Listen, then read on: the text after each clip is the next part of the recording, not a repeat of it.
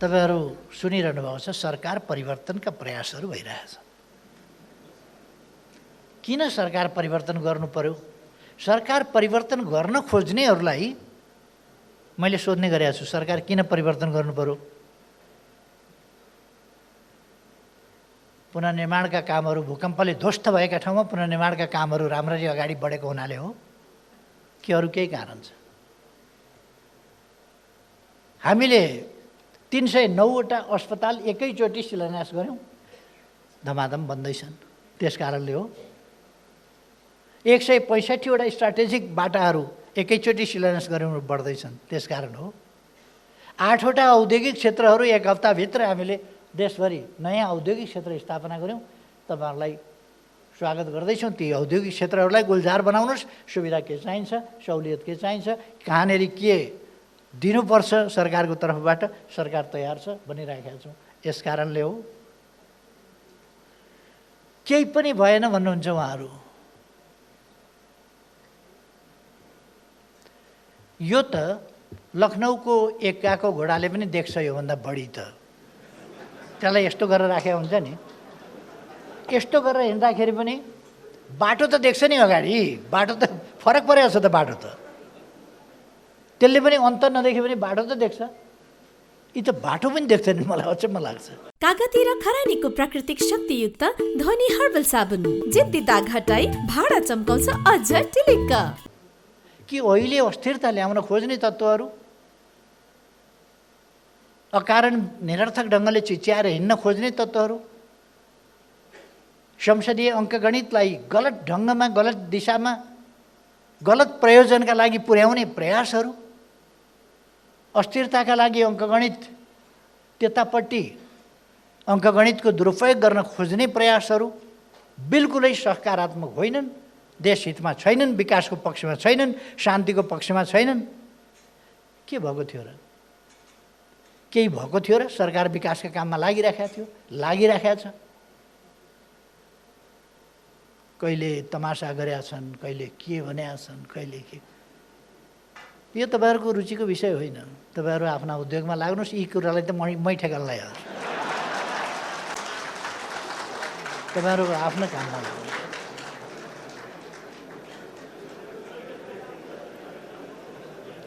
खैर, मलाई सरकार जान्छ कि भन्ने कुनै पिर पनि छैन। सरकार पहिले पनि म सरकारबाट हटाइया हुँ, फेरि जनताले सरकारमा ल्याए। अहिले पनि हटाइए भने यही संसदको एकातिर लान खोजेको थियो, अर्कातिर धकेलिहाल्यो भने केही छैन। 18 महिना हो, 20 महिना होला। त्यसपछि फेरि यस्तो अङ्कगणितलाई वरपर पार्न खोज्ने खालका शकुनीका गोटी पनि फ्याँकिनेछन्। गोटी नै फ्याँकिदिएपछि शकुनीले के लडाउँछ? केही ठाउँ हुँदैन। त्यस कारण तपाईँहरू ढुक्क हुनुहोस्, तपाईँहरू आफ्नो व्यवसायमा लाग्नुहोस्। सरकार, वर्तमान सरकार भन्न सकिन्न अहिले केही महिनालाई फेरि तलमाथि परिहाल्यो भने पनि चिन्ता नगर्नु होला। केही महिनाको कुरा हो, क्षणिक। सही उद्देश्य छ भने पाण्डवहरू 12 वर्ष वनवास खेदे होइन, 12 वर्ष पुरा गरेर आए। रामलाई 14 वर्ष वनवास पठाएको थिएन, त्यो पनि समय सिद्धियो, फेरि फर्केर आए। हामीलाई पनि 14 वर्ष जेल हालेको थियो, हामी पनि फर्केर आयौँ। राजतन्त्रले जेलमा हालेको थियो, राजतन्त्र फाल्छौँ भनेर भनेका थियौँ, फर्केर आएर पनि फालेर छोड्यौँ। हामीले भन्ने कुरा, भनेका कुराहरू गर्ने गरेका छौँ, पुर्याउने गरेका छौँ।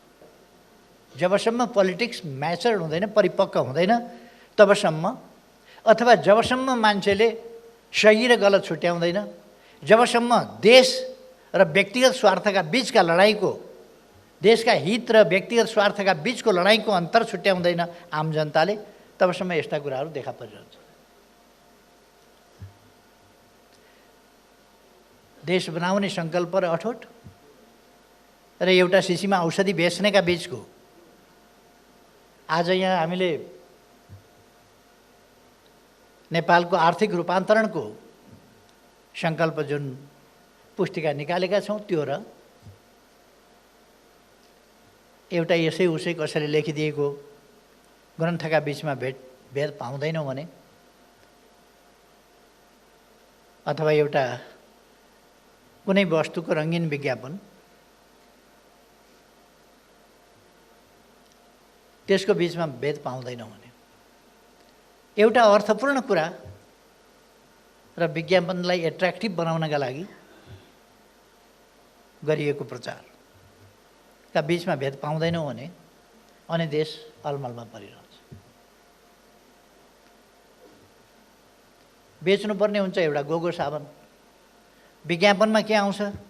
गाईले पनि तैँलाई लखेट्छ, कुखुराले पनि तैँलाई लखेट्छ भन्ने आउँछ।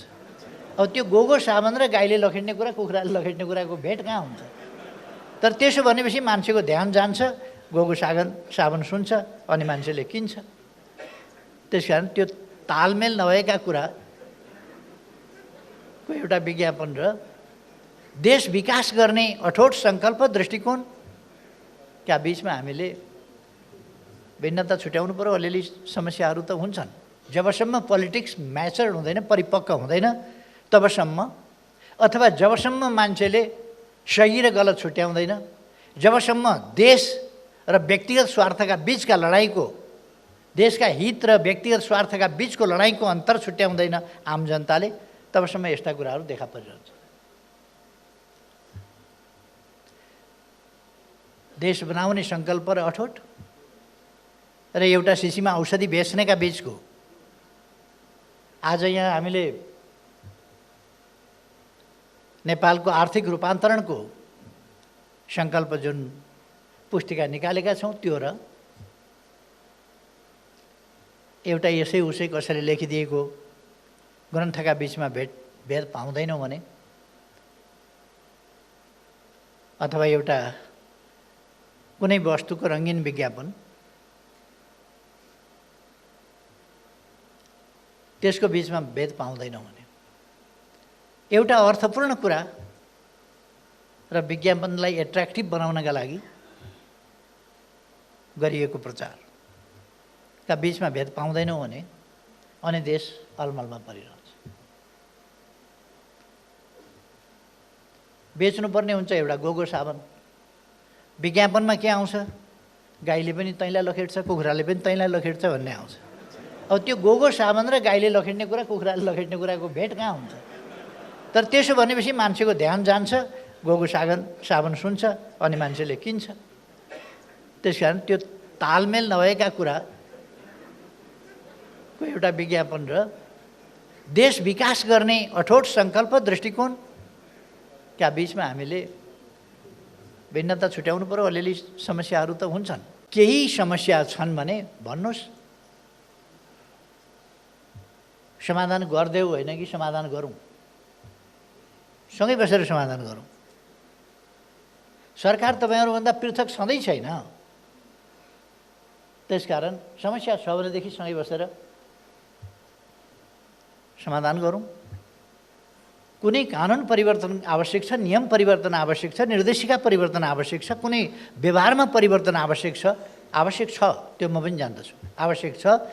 तर हामीले जे आवश्यक छ त्यो पुरा गर्दै आएका छौँ र अब बाँकी जे आवश्यक छ त्यो पुरा गर्न लेखेर दिनुहोस् भनेको छु।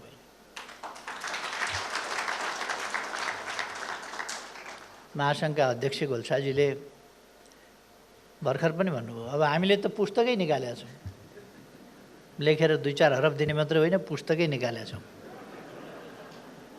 पोलिसी त दिनुभयो, ठिक छ, पोलिसी इम्प्लिमेन्टेसन चाहिँ अब त्यो पोलिसीमा तपाईँहरूले राखेका goals and AIIMS and targets, अब तिनीहरूलाई पुरा गर्नका लागि तपाईँहरूले गर्नुपर्ने काम त तपाईँहरूले गर्नु होला। सरकारले गर्नुपर्ने काम चाहिँ के हो भन्ने कुरा त्यहाँ क्लियर छ कि छैन मैले हेरेको छैन। सरकारले गर्नुपर्ने चाहिँ के हो भनेको पिन पोइन्ट चाहिन्छ। यतिकै सामान्य ढङ्गले समाधान गरिदियोस् भनेर पिन पोइन्ट गरेर कुन ठाउँमा कुन बिन्दुमा के का लागि, उद्योगका लागि, स्थापनाका लागि, सञ्चालनका लागि, केका लागि? कच्चा पदार्थ आयातका लागि, अथवा उत्पादनको वितरणका लागि, अथवा निर्यातका लागि, अथवा विलम्ब भइराखेको छ, यदि ब्युरोक्रेटिक हर्डल्सहरू छन् भने तिनीहरूलाई कसरी हटाउने, त्यसका लागि हामी सुझावहरू स्वागत गर्छौँ। लकडाउन गर्नै हुन्न भन्ने देश दोहोऱ्याएर तेह्रयाएर लकडाउनमा जाँदैछन्। अहिले हामीले पनि समयमै सचेतनता अपनाएनौँ भने, सावधानी अपनाएनौँ भने फेरि हामी लकडाउनमा पुग्दैनौँ भन्ने कुनै ग्यारेन्टी हुन सक्दैन। हामी आफै घरबाट बाहिर निक्लिन नसक्ने अवस्थामा हुन्छौँ, किनभने ज्यान खतरामा हुन्छ। सेकेन्ड वेभ, थर्ड वेभ आइराख्या भन्छन् नि, त्यो वेभ कसरी आउँछ? त्यसले केही पनि बुझ्दैन। त्यो त यति सानो छ कि त्यसको बुझ्ने खालको गिदी हुँदैन, त्यसको केही पनि बुझ्दैन। त्यसले सेकेन्ड वेभ पनि बुझ्दैन, थर्ड वेभ बुझ्दैन। हामी जति छाडा हुन्छौँ त्यति चम्किन्छ, जति नियन्त्रित हुन्छौँ त्यति खुम्चिन्छ। त्यसले खुम्चिन बाध्य हुन्छ, त्यो सिद्धिन बाध्य हुन्छ। त्यसलाई हामीले फैलिन नदियो भने हाम्रो व्यवहारमा त्यो निर्भर गर्छ। त्यस कारण यो सेकेन्ड वेभ अलिकति कम हुन थालेपछि, हाम्रोमा निकै कम भयो नि, 39जना कतिसम्म पुगेको थियो। त्यति भएपछि हामीले मास्क लगाउनु छोडिदिउँ, फेरि सर्न सुरु गऱ्यौँ। यसैलाई नै हामीले highest level of second wave मान्यौँ, यसलाई घटाइदिउँ, यहीँबाट घटाउन सकिन्छ। अब हामीमा यदि अनुशासितपन आउन समय लाग्यो भने फेरि यो बढ्दै जान्छ। जब हामी अनुशासित हुन्छौँ तब घट्छ। आज यो नेपालको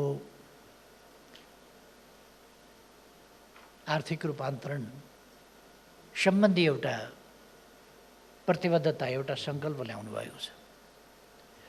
सन् 2030लाई एउटा कट अफ डेट मानेर सन् 2030 संयुक्त राष्ट्रसङ्घले तोकेको दिगो विकास लक्ष्य पुरा गर्ने अन्तिम वर्ष पनि हो। हामीले बिना excuse before 2030 sustainable development goals before 2030 पुरा गर्नुपर्छ। नत्र भने हामीले अरू जै नै स्मुथ अगाडि गयौँ भने, हामी बिस्तारो हिँड्यौँ भने हामी निकै पछाडि छौँ र त्यो लाइनमा अगाडि पुग्न सक्दैनौँ। कोही अगाडि बढिसकेको छ भने त्यहाँ पुग्नका लागि अलिक छिटो हिँड्नुपर्छ। त्यस कारण तपाईँहरूको यो सोच डबल डिजिटमा हामीले छिटै नै हाम्रो आर्थिक वृद्धि दरलाई पुर्याउनुपर्छ भन्ने सोच अत्यन्तै प्रशंसनीय छ। सरकारले यसमा ध्यान दिइरहेको छ, यसमा जोड दिइरहेको छ, यसका निम्ति प्रयास गरिरहेको छ र सम्पूर्ण क्षेत्रबाट जुटाउनका लागि, यस प्रयासमा सङ्कल्पित मान्छेहरू लागौँ भन्नका लागि सरकारको प्रयास छ। सरकार भिजनहीन ढङ्गले अगाडि बढिरहेको छैन। मैले धेरै ठाउँमा भन्ने गरेको छु, ढुङ्गो फ्याँकिदियो, जहाँ खस्छ त्यही मैले ताकेको ठाउँ हो भन्ने यो चलाखी सरकार गर्दैन। सरकारले निर्दिष्ट गन्तव्य तोकेको छ, निर्दिष्ट त्यसलाई कार्यान्वयन गर्ने लक्ष्यहरू तोकेको छ। विभिन्न सेक्टरसँग सरकारका स्पष्ट नीतिहरू छन्। हो त्यसअनुसार सरकार, पहिलो कुरा हामीसँग समृद्ध नेपाल, सुखी नेपालीको गन्तव्य छ, राष्ट्रिय आकाङ्क्षा छ, हाम्रो प्रमुख उद्देश्य छ। त्यसलाई प्राप्त गर्न हामीसँग विभिन्न क्षेत्रका स्पष्ट र स्पेसिफिक नीतिहरू छन्। हामीले तिनलाई कार्यान्वयन गर्नका लागि कार्यक्रमहरू तय गरेका छौँ र हरेक वर्ष पनि हामी रिभाइज्ड पोलिसी प्रोग्राम, नीति कार्यक्रम समयानुकूल ढङ्गले, गतिशील ढङ्गले परिमार्जित गर्दै अगाडि बढिराखेका छौँ।